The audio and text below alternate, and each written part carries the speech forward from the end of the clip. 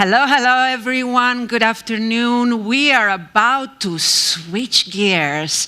We are moving away from messaging and we are diving into the world women in tech. Telco and technology, not just telco, women in tech. And not only that, what we're going to do and what you're going to see this afternoon, first of all, is a lovely presentation from Cristina Rotaro from Uboto. She's going to share some key information and insights about how women in technology and in general, what we're facing, what we're seeing, what is the key information. And then after that, we're going to have a panel. I will introduce the panelists after the presentation, where we're going to have a discussion about our experiences, what we face as women in technology and the key things. Don't worry, it's not going to be a bitch session. We're not going to complain. We're here to talk about things that affect not only women, but most importantly, men in technology and how they need to support us as women to shine. So, without further ado, I would like to welcome Cristina to take us through the presentation. Hello, good afternoon. Thank you for coming. I'm very nervous, I have to tell you all that I'm having my microphone. Okay, good. So this doesn't help,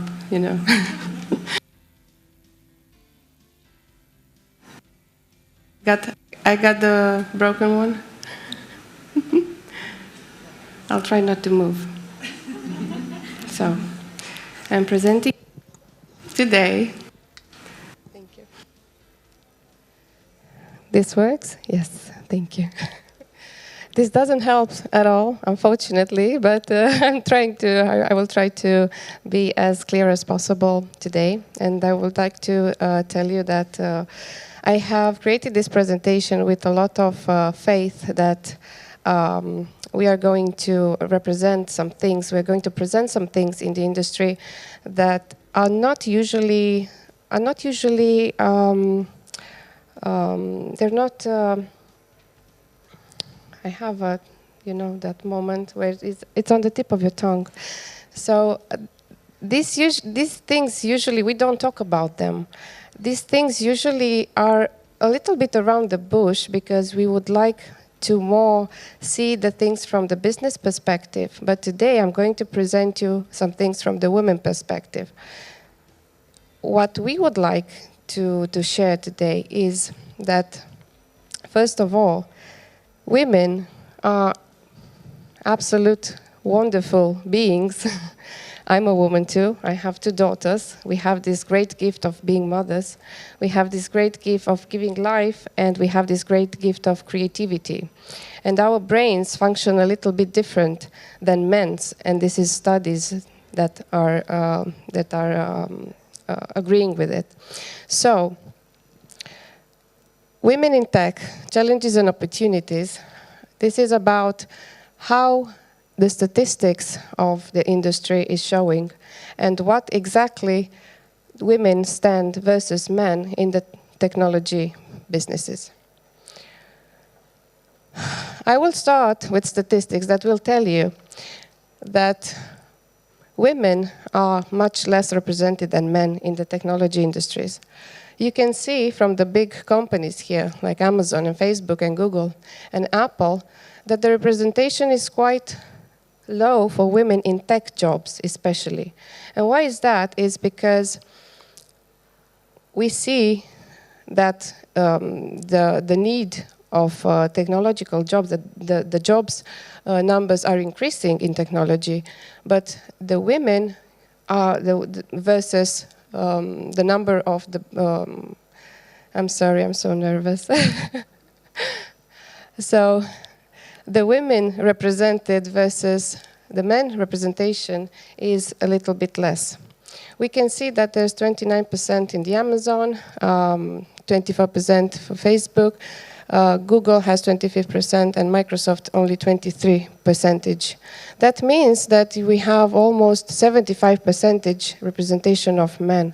I would think that's quite a lot, even given that women and men in the world are almost equal and women's number is even higher than men.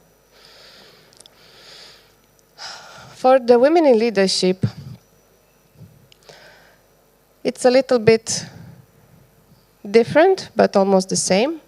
So we can see that women in leadership have a little bit higher representation in Facebook, because companies as Facebook and Apple and Amazon, that are very big companies worldwide represented, they have policies for integrating women in their workforce. And they have created many programs which allow women to understand more of how they can get into the tech jobs, of how they can overcome challenges, or they can even get tutorship or get education for integrating in the job in the technology sector. So as per the latest data, you can see that women hold just 26% of the tech-related jobs, right? This is a report of companies that have more than 10,000 employees. The total number of women has decreased to 2.1% from 2020 to 2021. This is a pandemic year, right? And of a sample, you can see the statistics here, only the 26% are women, right? So we can see a lot of statistics over the internet. I will tell you, for these presentations I have found, I don't know, I found at least 10 researches in a 5-minute time span regarding women in technology and regarding the representation of women and the challenges that the women face. So there are plenty of data, there are plenty of awareness raising statistics that can show you, that this is not a problem that we face in our sector, in our industry only as a telco. This is affecting a worldwide industry. So, what should we do about it, right? I don't know if you have seen the movie Legally Blonde. It's with Reese Witherspoon. She was talking about how she actually did the movie, and when she had some lines when she was around, in scenes around men, and suddenly, out of some challenge that occurs, she would have to ask, "So what do we do now?" And she would have to ask the men around, "What do we do now?"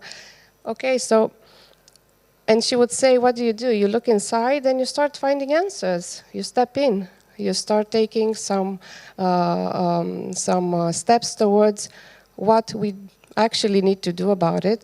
Let's raise the awareness first of all, and let's start with the small circles.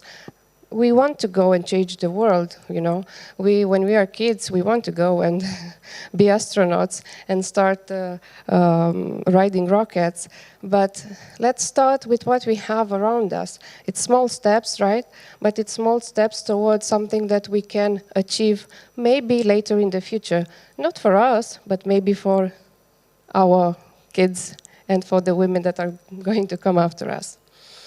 So in here, I would like to show you that the work policy has changed for women in tech. And not only for women in tech, for everybody. And 16% of the workplaces have started to enact a permanent remote work as a response of COVID. I think COVID was a very important step, what happened to the world in that time, and the fact that we had to take a fight or flight response to the sudden changes that we were facing. In a way, it has provided some good outcome. It has provided the outcome that we can be aware of the differences between working from home and working from the office. We can be aware that there are a lot more challenges for people working from home when they have to raise their families around them. And there are more challenges for people that cannot relocate where they have an office. So for our particular industry in telco, we are kind of used to that, right? Because we have been working from home for a long time. And me particularly, I have been working from home for like almost 10 years now. For me, the challenges were not visible because you have to adapt and you start, easily to understand that this is your own reality, and of course, you take, the steps that you need to in order for you to feel comfortable with your work and to do your job, of course. But for people that suddenly had to go from an office environment to a remote working environment, there are so many impacts around it. There are so many things that they didn't think that would happen to them afterwards. All the logistics, all the taking care of all the everyday life issues, even the space, you have to think of how you coordinate your life from morning till evening and do your job in the meantime. So in 2020, more than 1.2 million parents exited the workforce. Without working mothers, with the working mothers making up around 75% of that figure. So 75% of the people that exited the workforce were female mothers. And that would say something, right? I mean, who is actually raising the society? Isn't it the mothers? We can be mothers in tech, we can be mothers in other places, but in tech, it's more, the struggle is higher because usually the remote working is a bit more difficult. The 54% of women surveyed reported that the pandemic condition made it challenging to stay employed in tech positions. So from the 75% of women that exited, the 54% of women, they report that the pandemic made it impossible or hard for them to stay employed.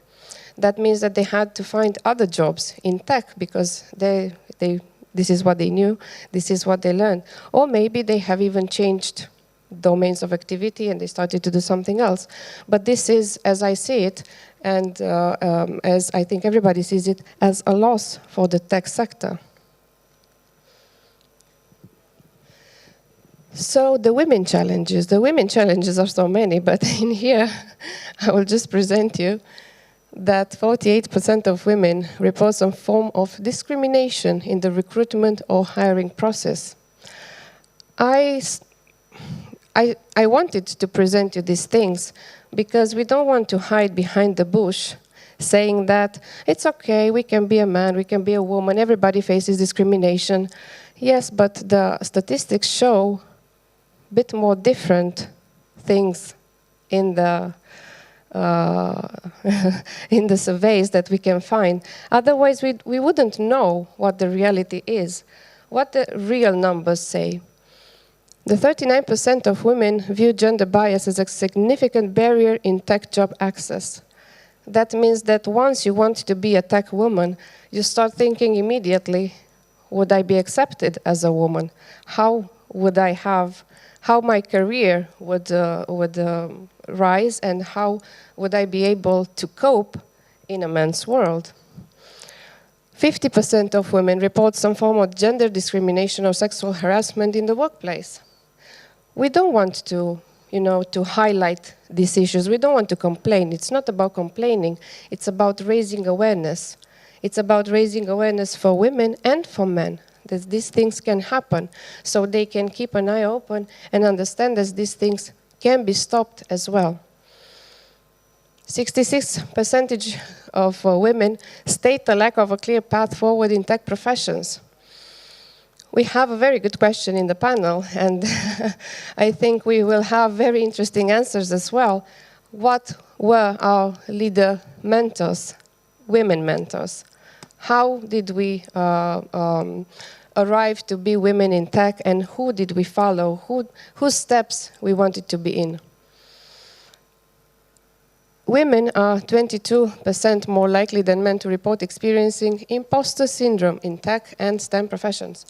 Imposter syndrome, it's a syndrome that tells you that you don't know if you're good enough to do what you want to do, and you're not clear enough if the people that are around you know that particular thing, or they will find out that you really don't know, that you know what you want to do.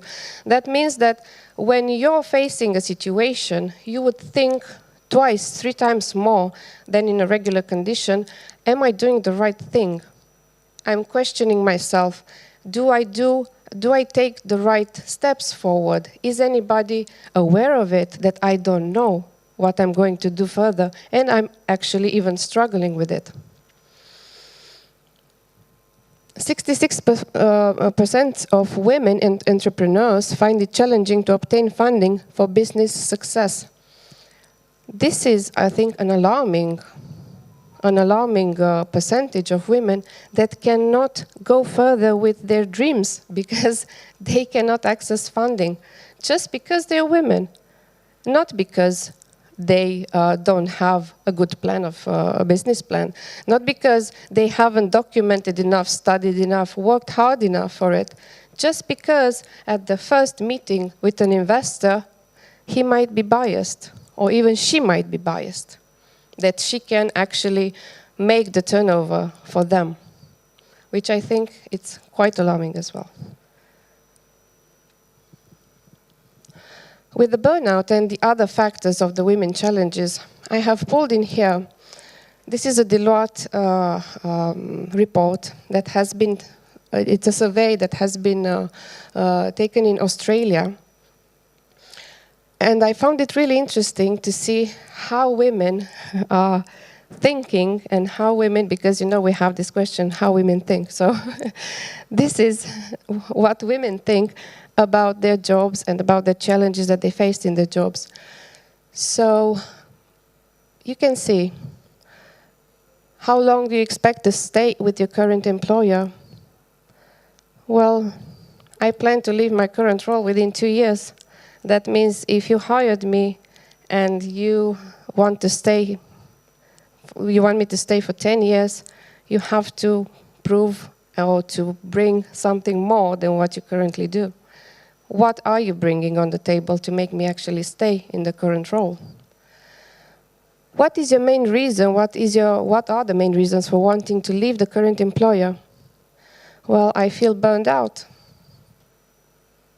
Why? Because I am trying to do my best, and when I'm trying to do my best and I don't succeed, I am burning myself out, right? I am working hard. I am trying to take care of all the other challenges. I'm working from home, and I don't have results. Why I don't have results? Because I'm burned out. And this is an awareness. It's a very powerful awareness statistic, I would say, because we usually have a quiet quitting syndrome. The quiet quitting syndrome is when we don't want to work anymore, but we do the minimum in our job, without passion, without anything else. We just do the minimum that it's on our job post, and then we don't expect anything else than being paid, which a lot of researchers say that it's going to lead you to a quiet quitting eventually and searching for a more passionate job. Job without passion, you don't have increasing results. How would you rate the following aspects of your life? Ability to switch off work, 35%. So 65% cannot switch off from work mentally. They just think about work all the time, maybe even dream about their work, which is not bad if you're passionate about it and you can make it in a creative way. You can put it in a project, or you can deliver some better results. It's absolutely great. But when it drains you, then it's not okay. Work-life balance, 48%. Great. It's 48% of work-life balance, which is the most important thing that we should have as women, work-life balance. This is what will be the fuel, right, for everybody, not only for women, it's for men as well. We have to have a fuel for for the energy that we want to put in creating great projects. So, which of the statements is true? I'm judged on the quality of work, of my work rather than the hours I'm presenting online. This is a great statistics. I want to show you the positive as well, which is, I think it's great to be judged by the quality of your work, not on the time that you spend. And I feel less optimistic about my career prospects today than the last year. It's only the 44%. So if we would raise these positive statistics to 80% or 90%, could you imagine what the outcome would be and how the world will be evolving and the world of tech will be evolving? Of course, each company in its rhythm, depending on the female representation. But if we put our energy towards the goal, I think it would be a great achievement. So the main business challenges: limited funding, balancing responsibilities, fear of failure. Many women in the statistics that I have researched presented the fear of failure as a very strong point in their challenges. So they are afraid to try. If you're afraid to try, you'll never win, right? So how are you going to overcome this, and how you can overcome the fact that you're not trying? We want results. Everybody wants results. The companies want results. We want results from ourselves. So if we're afraid to try, we're going to stay there.